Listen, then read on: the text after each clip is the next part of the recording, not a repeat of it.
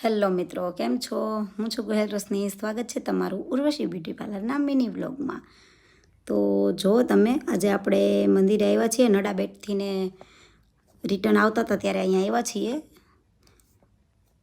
આ આપણે જે કાગવડ ખોડિયારમાંનું મંદિર છે ને તેના જેવું જ છે મંદિર. ટૂંકમાં એના જેવું કરવાનો પ્રયત્ન કર્યો છે. મસ્ત પટ છે, ગાર્ડન છે. અને પછી જો અમારા બેન એક એક પગથિયે પગે લાગતા જાય છે અને ચડતા જાય છે. શીખવાડવું તો નથી પડતું કાંઈ, જોઈ જોઈને બધું કરે.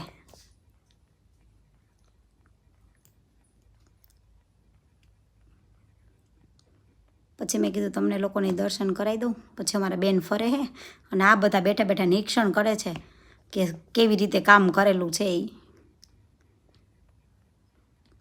બાકી જો તમને મારા વિડીયો જોવા ગમતા હોય તો લાઇક, શેર અને સબસ્ક્રાઈબ કરી દેજો. આ એનું બધું આજુબાજુમાં ગાર્ડન છે, તમે જોઈ લો.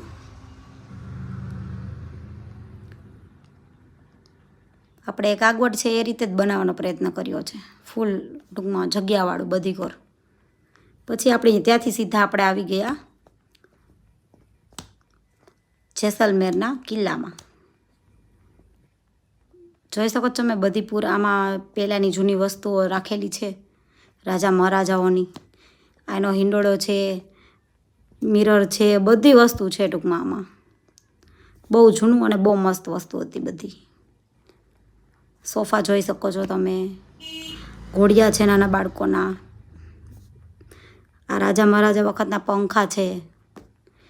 પછી અમારા બેન ફરે છે બધી કોર આમ તેમ. ત્યાંથી નીચે ઉતરા આ રીતે મેદાન હતું. હવે એનાથી પણ નીચે આવીને તમે જોઈ શકો છો આ રીતની એક સાયકલ હતી.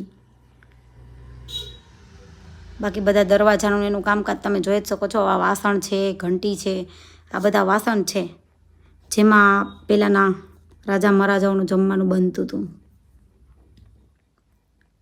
બને એટલું દેખાડવાનો પ્રયત્ન કર્યો છે, પણ તોય થોડુંક રહી જાય કારણ કે અમે નવા નવા છીએ. આમાં તો બધું આવડતું નથી બહુ, પણ શીખું છું એવું કહો તોય ચાલે.